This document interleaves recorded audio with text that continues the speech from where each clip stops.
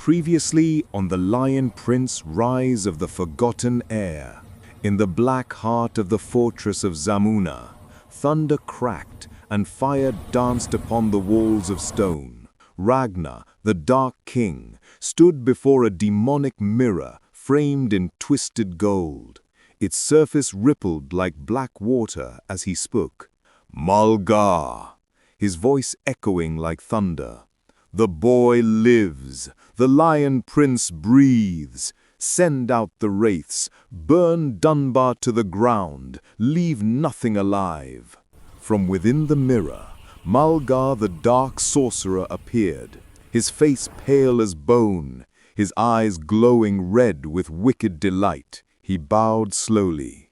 "As you command, my king." Turning from the mirror, Mulgar raised his staff high. Shadows gathered, and his followers dragged forth 6 heavy iron caskets, each engraved with strange symbols. The air trembled with the sound of ancient whispers as he began to chant forbidden words. The ground split open, green fire burst from the cracks. The caskets shook violently, then exploded. From within rose the wraiths, undead soldiers wrapped in black armor and smoke. Their hollow eyes glowed a sickly green. Mulgar's laughter filled the hole. He hissed, "Go! Ride for Dunba! Destroy the prince and let the village burn!" The wraiths obeyed. They mounted their dark horses, whose hooves struck sparks with every step.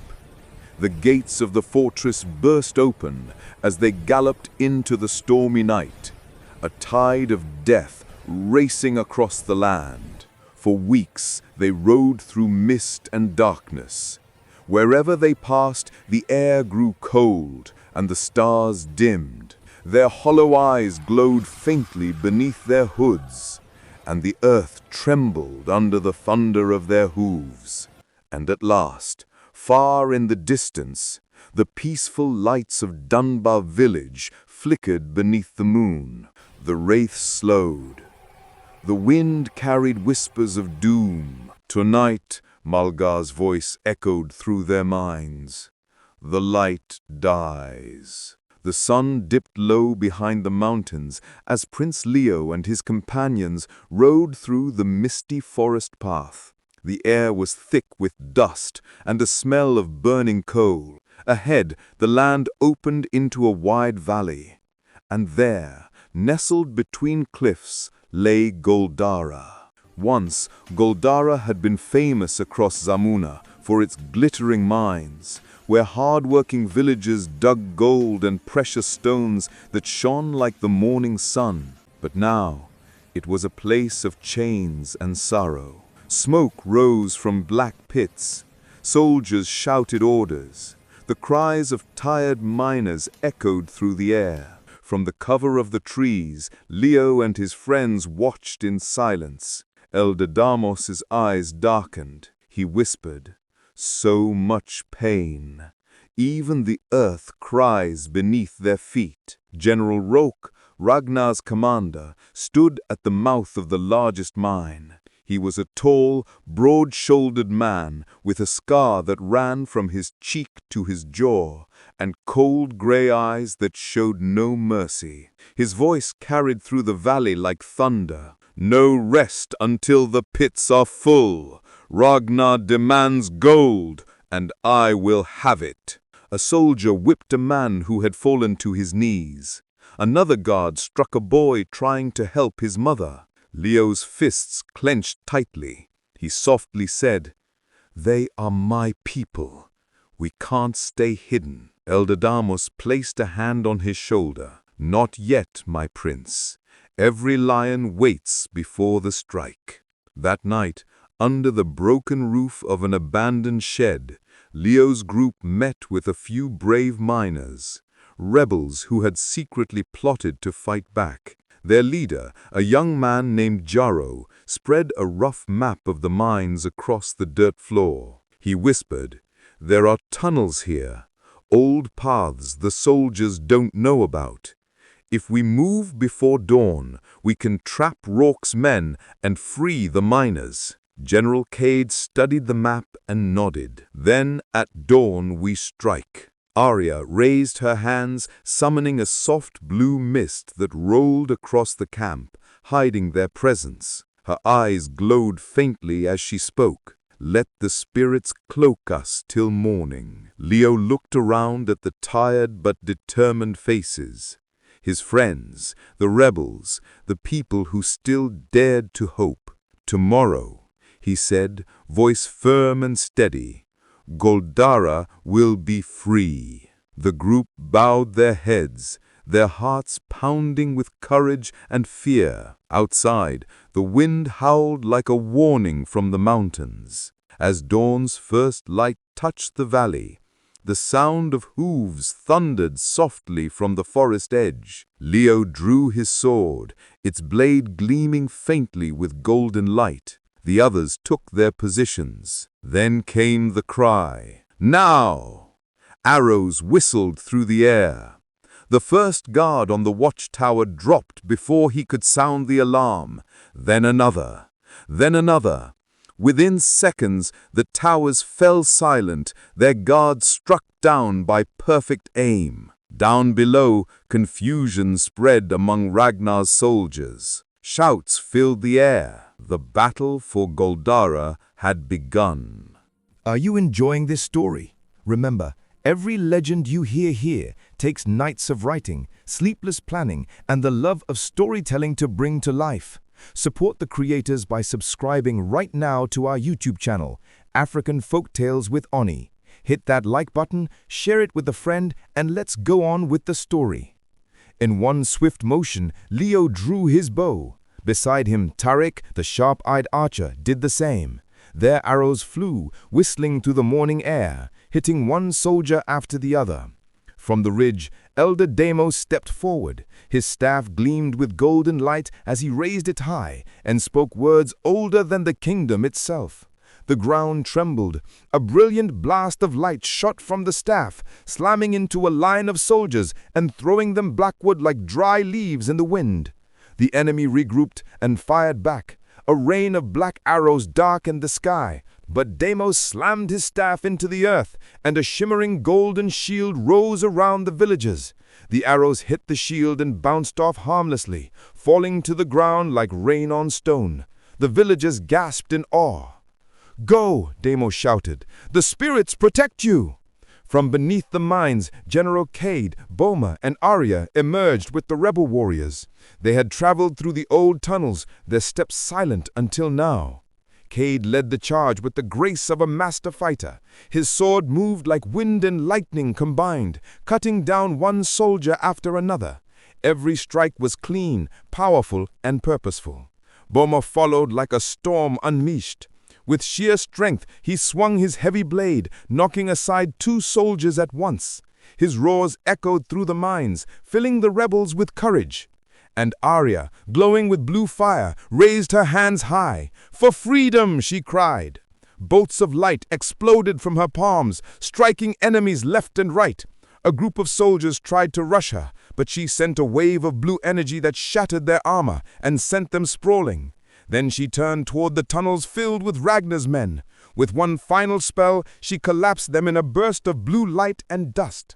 The ground shook, flames rose, the cries of battle grew louder.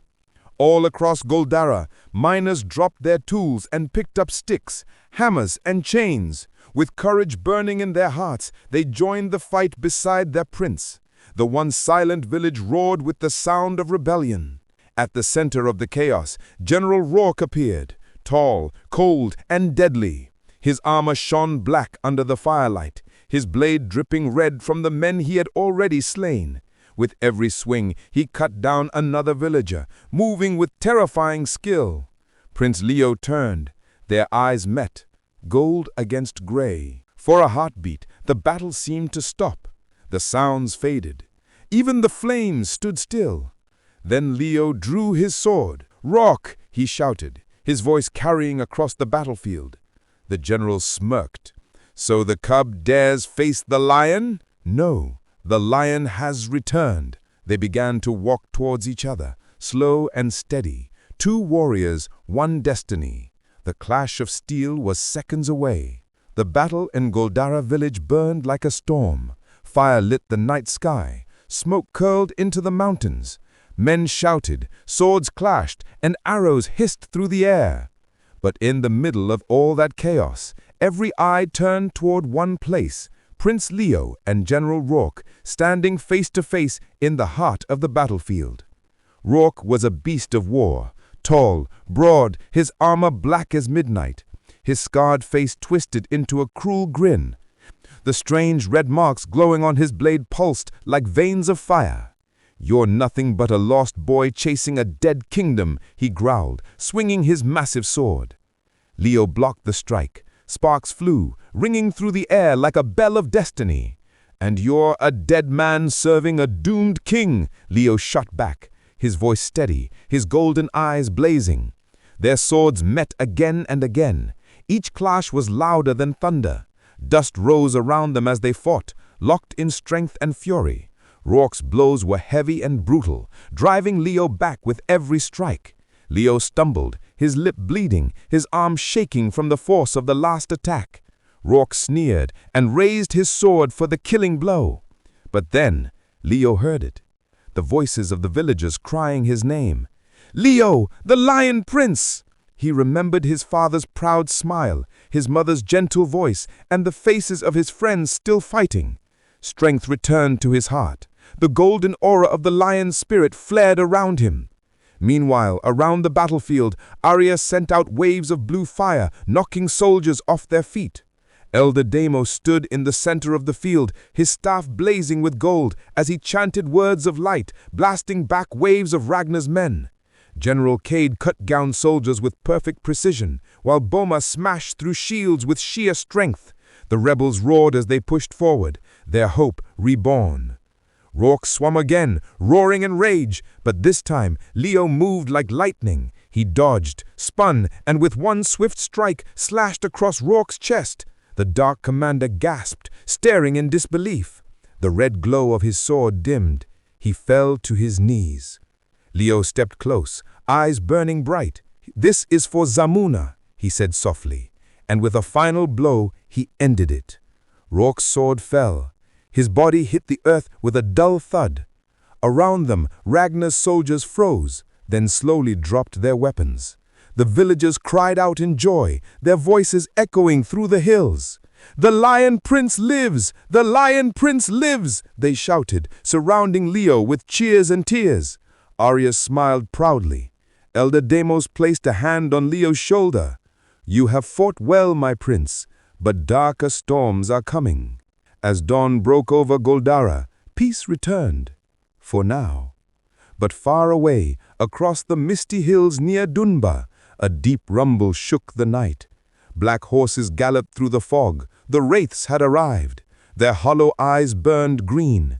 The lead rider raised his sword and screamed, his voice echoing like death itself. "Ride! Burn Dunba to the ground!"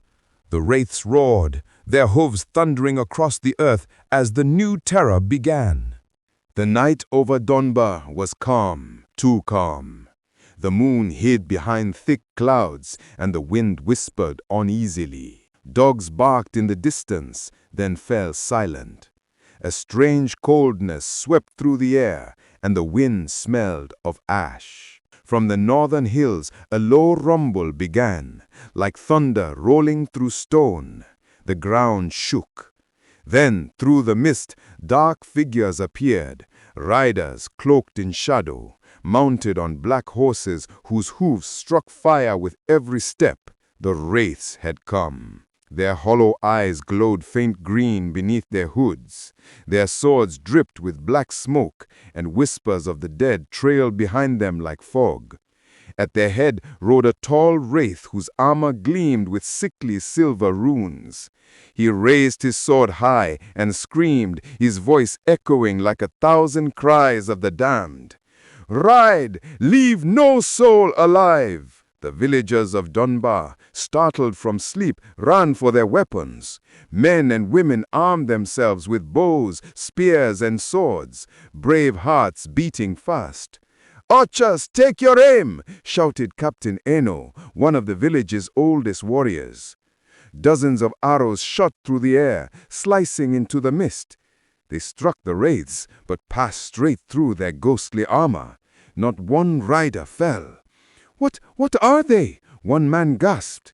The answer came with thunder. The wraiths charged. Their horses roared like beasts from the underworld, their blades cutting through the darkness. The warriors of Dunba stood their ground. Spears met shadows, swords clashed against unnatural steel. Some managed to stab through the riders' chests, but the wraiths did not bleed. They did not fall. They fought on, slashing through the defenders as though they were grass in the wind. Captain Eno swung his axe and cut down one rider, only to see the creature's black mist reform and rise again. A wraith's blade swept through him, and he fell to the ground, eyes open, breath gone. The screams of men and women filled the night. Flames began to rise as the wraiths set homes ablaze. Children cried, mothers shouted their names through the smoke. The air was thick with fear and fire. From the crowd, Mara, Leo's foster mother, gathered a group of women and children and tried to lead them to the woods. But before they could escape, 3 wraiths descended upon them. Chains of dark magic burst from their hands, wrapping them around the captives. Mara's cry echoed as she and the others were dragged into the mist. By the time dawn came, Dunba was gone. The once lively village was nothing but ash and silence. Hours later, a single horse galloped out of the ruins. A young wounded man clung to its back. His name was Kento, one of Dunba's youngest warriors. His arm was slashed, and his face was covered in blood and dust. He rode through the forest, half conscious, the image of the burning village still blazing in his mind. For 2 days he rode, until his strength gave out. When he finally reached Goldara, where Leo and his companions rested after their victory, he fell from his horse. "Help him!" Arya cried, rushing forward. Her palms glowed blue as she pressed them to his chest, healing his wounds with gentle light. Kento gasped, opening his eyes, filled with horror and tears. He looked up at Leo, his voice shaking. "Dunba, the wraiths, they came in the night. We fought them, but our weapons did nothing. They took everyone. Your mother, Mara, she's gone." Silence fell. Even the wind stopped moving. Leo's hands tightened into fists, his heart pounded with grief and rage. Elder Damos lowered his head, his voice grave. "The shadows have risen again. The true war has begun." Leo looked toward the burning horizon, his golden eyes glowing faintly. "Then I will bring her back," he said quietly, "and I'll destroy every last one of them." The fires of Goldara burned low that night. The sound of laughter and victory had faded into quiet mourning. Around the camp, villagers sat with bowed heads, their faces heavy with grief. Smoke rose gently into the dark sky, the same sky that hung over the ashes of Dunba. Prince Leo sat near the fire, his sword resting across his knees. The light of the flames flickered in his golden eyes. He didn't speak. He could still see the face of Kento, the young warrior who had ridden through death to bring him the message. His mother was gone. Arya knelt beside him. "Leo," she whispered softly, "you couldn't have stopped it." But Leo shook his head. "They came for me. It's my fault they suffered." From across the camp, Elder Damos slowly rose, leaning on his staff. "My prince," he said, his deep voice breaking the silence. "The evil we face goes beyond any man's strength. You cannot blame yourself for what shadows have done." Everyone gathered around the fire as the old man spoke. The golden stone of his staff glowed faintly as he told them the truth, the story few still remembered. Long ago, there was a priest of the lion spirit named Malgar. He once walked in the light, wise, powerful, and trusted. but his heart grew hungry for power. He began to study the forbidden ways, the dark songs of the mountains of the dead.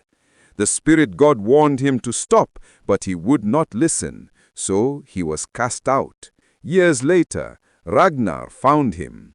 Together, they bound their souls to the dark gods, and from that pact came the Wraiths, warriors of the underworld, cursed to serve forever in shadow. A gasp went through the crowd. Elder Damos raised his staff. "But there is hope," he said. "There exists one weapon forged by the lion spirit himself, the Sword of Light. It is hidden in the temple of the lion spirit god, deep beyond the snowy mountains. Only the chosen of royal blood can claim it."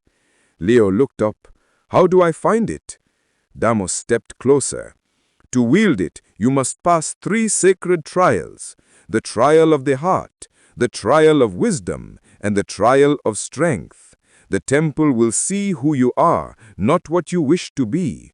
If your heart is pure, the spirit will grant you its power." For a long moment, no one spoke.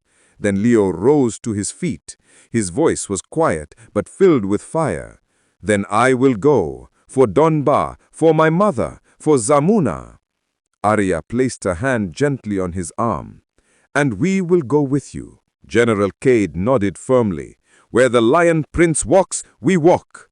Boma grinned, tightening his gauntlets. "Let the mountains tremble, we're coming."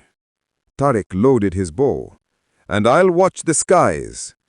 Elder Damos smiled, though sorrow still clouded his eyes. He lifted his staff high, golden light spilling from it. "May the lion's light guide your steps, and may your courage never fade." As the first light of dawn painted the sky, Leo and his companions mounted their horses. The wind blew cold from the north, carrying the scent of snow and destiny. The survivors of Goldara stood silently, watching their prince ride into the mountains.